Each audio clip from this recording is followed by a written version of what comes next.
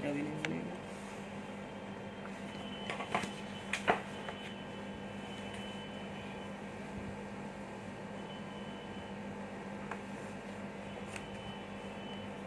बहनों एवं भाइयों, सबको मेरा बहुत बहुत नमस्कार। बड़ों को प्रणाम, बराबर वालों को नमस्कार, और जो हमसे उम्र में छोटे हैं उनको सबको हमारी बहुत बहुत शुभकामनाएं।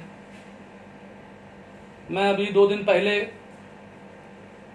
चाइना के द्वारा की गई हरकत पर और 20 जवान जो शहादत दिए थे, जो शहीद हुए थे, उनको मैंने श्रद्धांजलि अर्पित की थी। आप सब लोगों की तरफ से अर्पित की थी।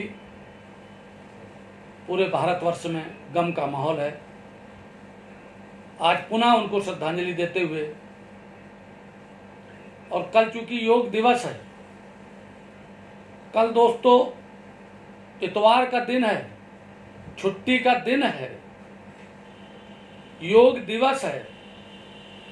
21 जून को जब भारत के प्रधानमंत्री माननीय नरेंद्र मोदी जी बने, तो उन्होंने संयुक्त राष्ट्र महासभा में, जो पूरी दुनिया की देशों की एक संयुक्त राष्ट्र महासभा होती है, उसमें एक प्रस्ताव पेश किया कि स्वास्थ्य सबसे बड़ी चीज है, और सबको समझाया कि योग से ज्यादा किसी भी चीज से स्वास्थ्य अच्छा नहीं हो सकता, ना मानसिक स्वास्थ्य ना शारीरिक स्वास्थ्य। तो उसमें से 193 देश में से 175 देशों ने उनका समर्थन किया। और आज तक दुनिया में जब कभी कोई प्रस्ताव पारित हुआ, पेश किया गया, तो सबसे कम दिनों में यह दिवस घोषित किया गया, 21 जून। लेकिन अब की बार कोरोना के वजह से और सोशल डिस्टेंस के पालन के वजह से सामूहिक रूप से हो सकता कार्यक्रम ना हो, नहीं होंगे, लेकिन अपने अपने घरों पर करना है। तो मैं उस महत्व को बताना चाहता हूं कि 21 जून को ही क्यों रखा गया। पहले तो मैं ये बता रहा था कि कल इतवार का दिन है, कल सूर्य ग्रहण भी है, कल अमावस्या भी है, कल पितृ दिवस भी है, पितृसत्ता दिवस, पितृ दिवस माने फादर्स डे, और कल म्यूजिक डे भी है। म्यूजिक माने संगीत का दिन है। आप लोगों ने सुना होगा तानसेन जी का नाम, मध्य प्रदेश में पैदा हुए थे, ग्वालियर के पास। अकबर के 9 रत्नों में से एक थे, जिनके संगीत बजाने पर पानी बरसने लगता था। ऐसी बहुत सी उनकी किंवदंतियां हैं। तो ये 21 जून को ही क्यों रखा गया? क्योंकि उत्तरी गोलार्ध में 21 जून सबसे बड़ा दिन होता है, सबसे लंबा दिन होता है, सुबह से शाम तक। इसलिए 21 जून को रखा गया। कल आप देख लेना अपनी घड़ी से, सबसे बड़ा दिन होगा। तो दोस्तों, आज मैंने सोचा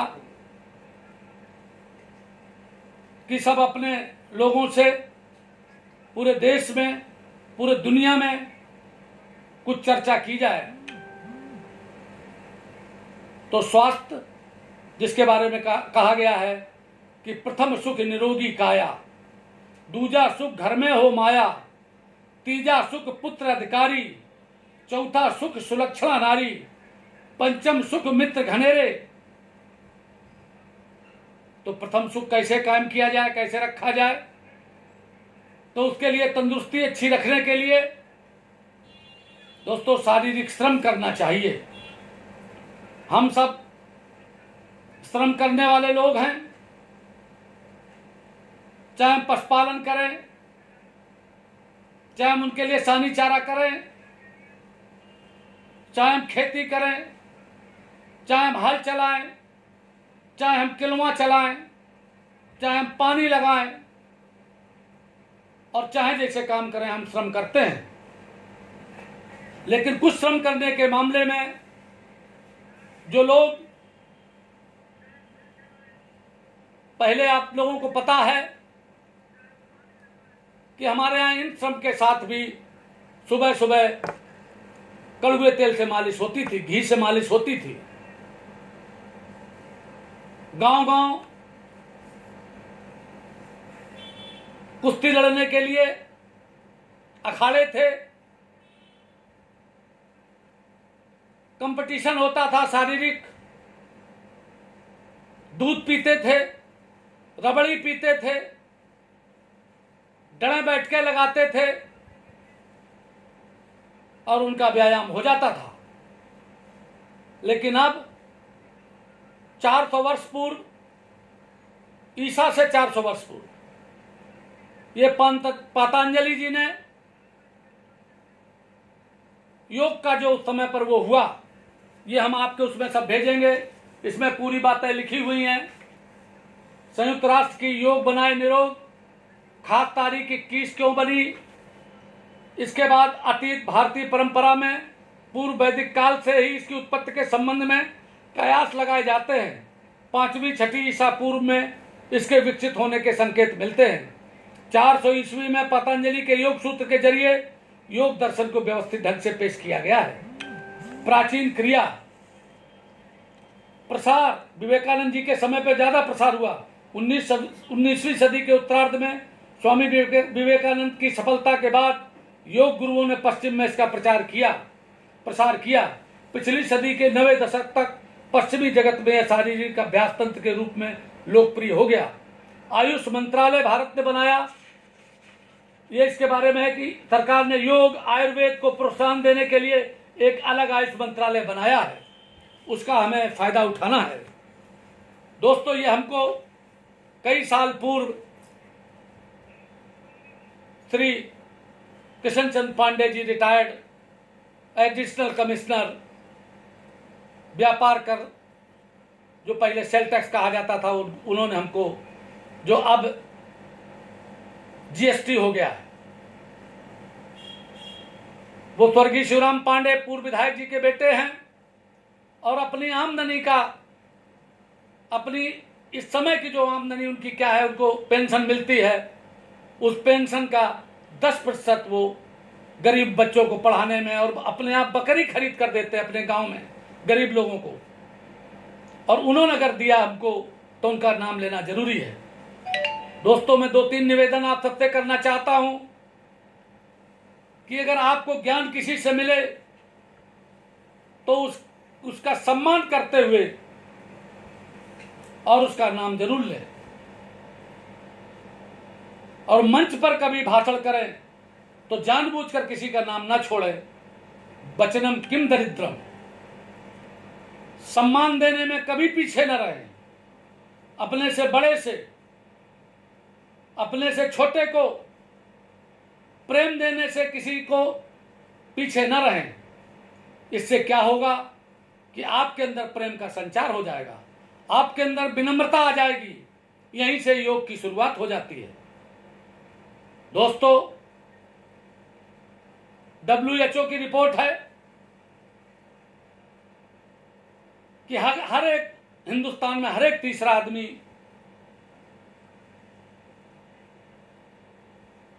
डिप्रेशन से, अवसाद से पीड़ित है। जब आदमी को डिप्रेशन होगा, उसका कारण, और डिप्रेशन एक भयानक महामारी, कोरोना वायरस से भी भयंकर महामारी है ये। इसमें व्यक्ति चिड़चिड़ा हो जाता है, उसका आत्महत्या करने का मन होता है, वो दूसरों से झगड़ा करने लगता है,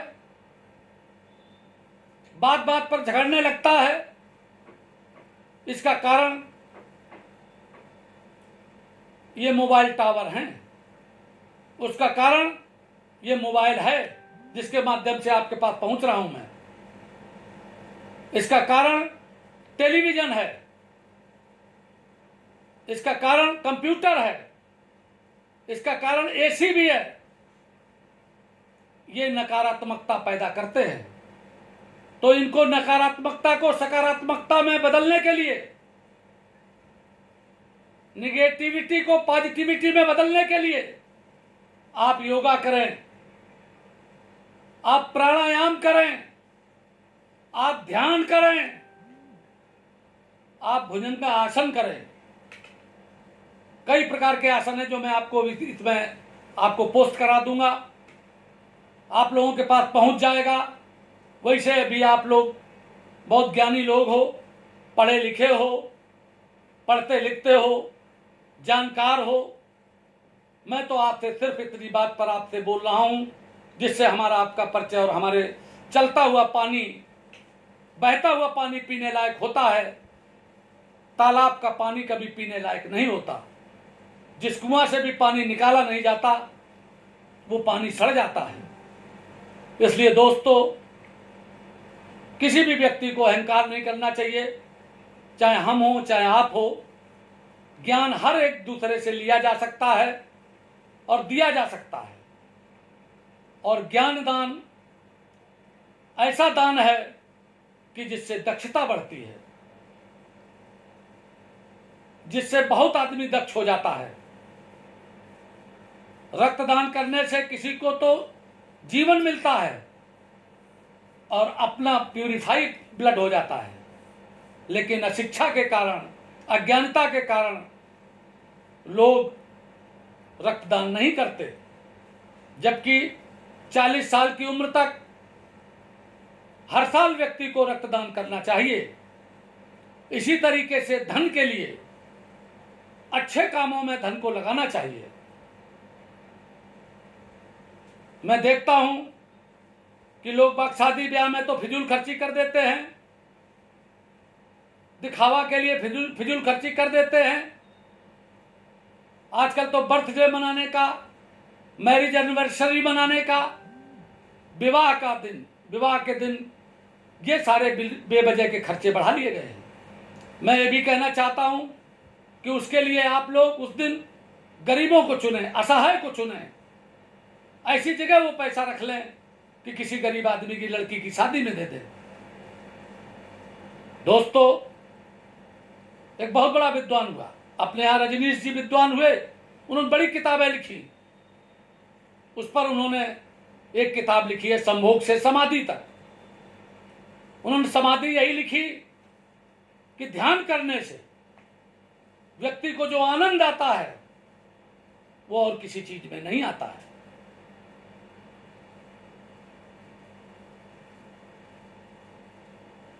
दोस्तों, रजनीश को आप सुनिए, उनके कैसेट मंगाइए, हमने बहुत सुने हैं। वो कहते भारत में कोई आदमी जवान नहीं होता, सीधे बचपन के बाद 17-18 साल के बाद सीधे बुढ़ापा में चला जाता है।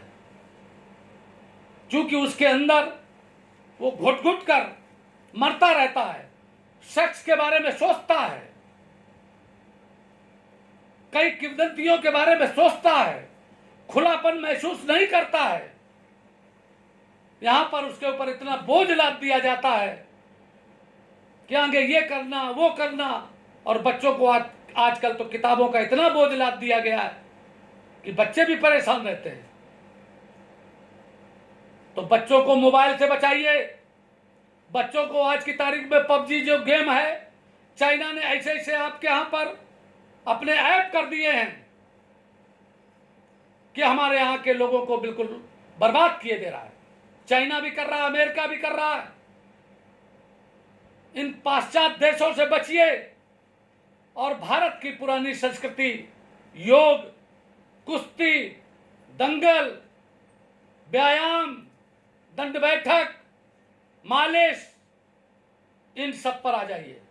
और इन सब का दुश्मन अगर कोई आज की तारीख में है तो वो नशा है। और मेरे सतीश पाल का तो एक मिशन जमीन और जवान को नशा मुक्त करते हुए भारत को समृद्धशाली बनाना है। भारत के चरवाहों को, भारत के गडरियों को पूरे हिंदुस्तान में सबसे सर्वश्रेष्ठ बनाना है। इसके लिए मैंने अपना एक मिशन कायम किया, अपना एक मिशन बनाया है और उसमें हम लोगों को शामिल कर रहे हैं। वो मिशन बगैर आप लोगों के सहयोग के हमारा सफल नहीं हो सकता है। उसका श्रेय हम अकेले नहीं, अकेला आदमी पहाड़ नहीं उठा सकता, अकेला आदमी छप्पर नहीं उठा सकता। संगठन ही शक्ति है, संगे शक्ति कलयुगे। कलयुग में संगठन ही सबसे बड़ी चीज है। कलयुग में भीड़ तंत्र बहुत बड़ी चीज है। और हमारे धौलपुर के हरिओम बघेल जी हैं, वो पूरे हिंदुस्तान के लोगों को अपने बातचीत में, मोबाइल के बातचीत में कॉन्फ्रेंस के जरिए जोड़ते हैं। 25-30, 10-20, 25 लोगों को, 50 लोगों को। हमको भी कभी कभी जोड़ लेते हैं और बोलने का मौका मुझे मिलता है, तो मैं उनसे सुनता रहता हूं कि भारत में गडरियों की, धनगरों की, नीखरों की, रायबारी की, रायका की, गाड़री की, गडेरी की, गद्दी की और तमाम धारवाड़, भारवाड़, जो भी जातियां विभिन्न, कुरबा की, धनगरों की आबादी 2011 के जनगणना के आधार पर जैसा वो बताते हैं, मेरी जानकारी पुख्ता जानकारी में नहीं है, लिखित में मैंने देखा नहीं है। वो 20 करोड़ बताते हैं और कहते हैं 15 करोड़ युवा हैं। मैं एक ही बात में उनकी बात को काट नहीं रहा हूं, मैं उनकी बात को मानता हूं। लेकिन दोस्तों, मैं ये कहना चाहता हूं कि 5 पांडव थे, 100 कौरव उन्होंने मार डाले और 5 पांडव जिंदा रहे। इजराइल की जनसंख्या सिर्फ 80 लाख है और पूरे विश्व को हिलाए हुए है, और हम करोड़ों की बात करते हैं और हैं भी। उत्तर प्रदेश में 2001 में, आज से 19 साल पहले एक सामाजिक न्याय समिति बनी। उसमें परिवार रजिस्टर के आधार पर सबकी आबादी निकाली गई। पिछड़े वर्ग में और शेड्यूल कास्ट में, पिछड़े वर्ग में हमारी आबादी उत्तर प्रदेश में 4थे नंबर पर निकली। लोधी बिरादरी से थोड़ी सी कम, उनकी 4.90% और हमारी 4.43%। और उस समय की आबादी का जो उन्होंने परिवार रजिस्टर के आधार पर निकाला, 19 साल में वो दूनी हो गई होगी। लेकिन दोस्तों, 19 साल में जब हम 2001 में, 2002 में जब चुनाव हुआ, तब कई एमएलए थे। आवाज उत्तर प्रदेश में कई एमएलए हैं। उत्तर प्रदेश में कई एमपी हैं। गडरिया बिरादरी का तो एक भी एमपी नहीं है। मैंने ये बात महेंद्रनाथ पांडे जी से कही थी जब मैं बीजेपी में शामिल हुआ और कन्नौज टिकट चाहता था, तो उन्होंने मुझसे एक नाम लिया था कि फला है। हमने, वो तो अनुसूचित जाति से है।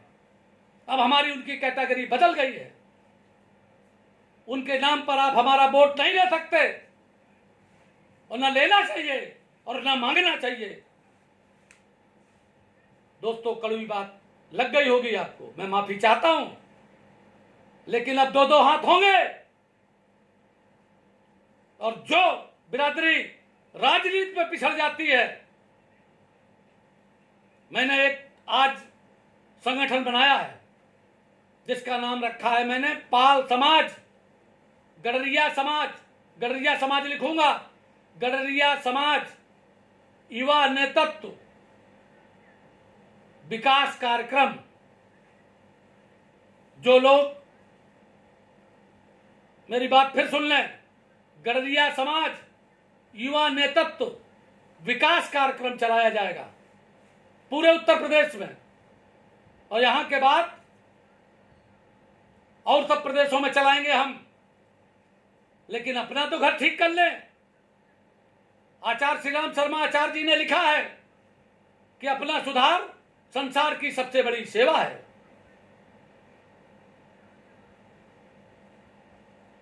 व्यक्ति को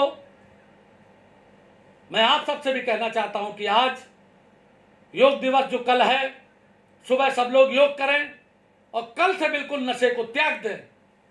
प्रयास करें। मैंने बार बार कहा है कि बस सुबह ही एक संकल्प कर लो कि मुझे मरना पसंद है, लेकिन मैं नशा नहीं करूंगा। मैंने यही करके छोड़ दिया था दोस्तों, और मेरा छूट गया। सारे नशे छोड़ दिए मैंने। और मैंने बार बार ये बात कही है कि अगर किसी से दुश्मनी हो तो उसके घर में सिर्फ नशा घुसेड़ दो। दुश्मन मर गया, बेटा उसका नशेलची हो जाएगा, शराब पी करके आएगा, बाप को 50 गाली देगा, मां को देगा, अपनी पत्नी को देगा, घर नरक हो जाएगा।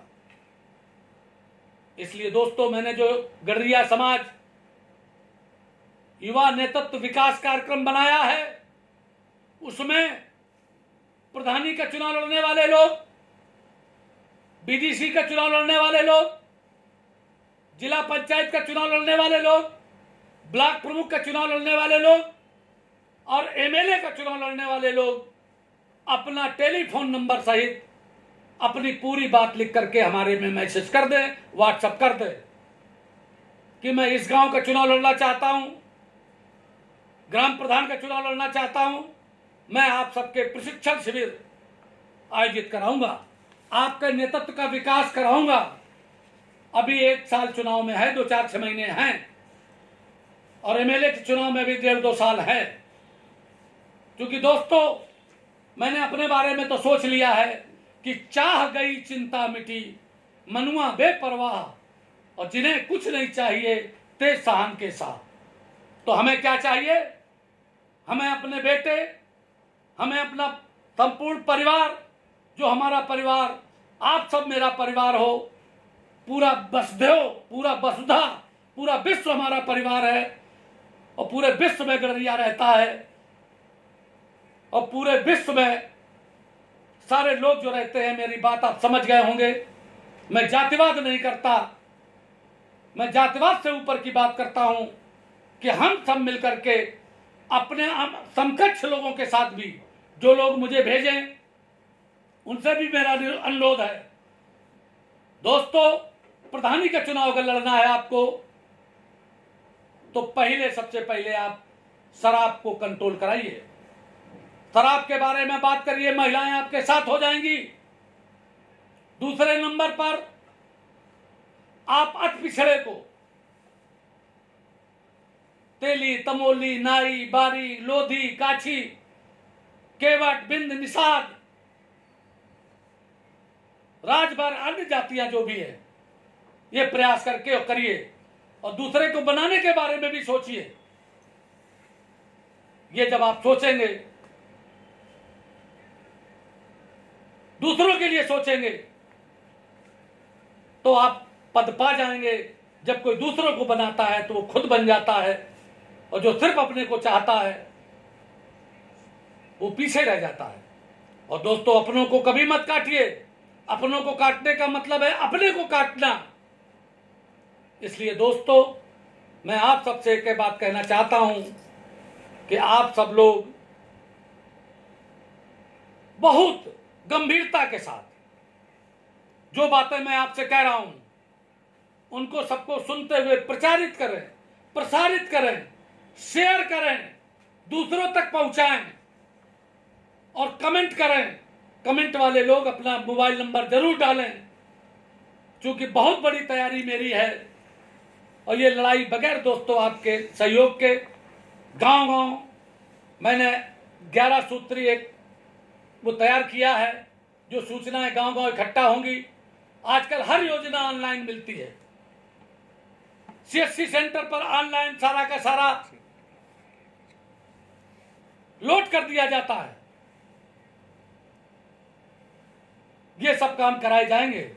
कोई भी परिवार ऐसा महसूस नहीं करेगा कि हम अकेले हैं, हमारी कोई सुनने वाला नहीं है, हमारी प्रधान नहीं सुनता, हमारी कोई नेता नहीं सुनता, हमारी कोई विधायक नहीं सुनता, हमारा कोई एमपी नहीं सुनता।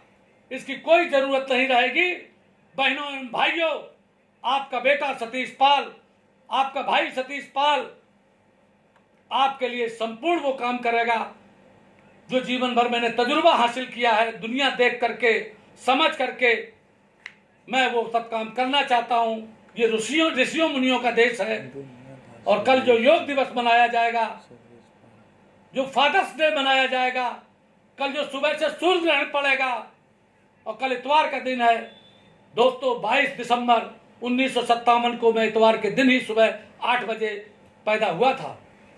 मेरे स्वर्गीय बाबा स्वर्गीय जगन्नाथ पाल, ग्राम बड़ा गांव गुलाम कयूम, झींझक के पास, तहसील देरापुर, जिला कानपुर देहात में वो वैद्य थे और मिडिल पास थे। उस समय हमें उर्दू पढ़ाया करते थे, हमको पढ़ाते थे। मैं उनको सच्ची श्रद्धांजलि अर्पित करना चाहता हूं, कर रहा हूं। मेरे बाबा, मेरे पिताजी स्वर्गीय गौरी शंकर जी, वो भी चूरन और मंजन बनाते थे, बहुत अच्छा त्रिफला बनाते थे।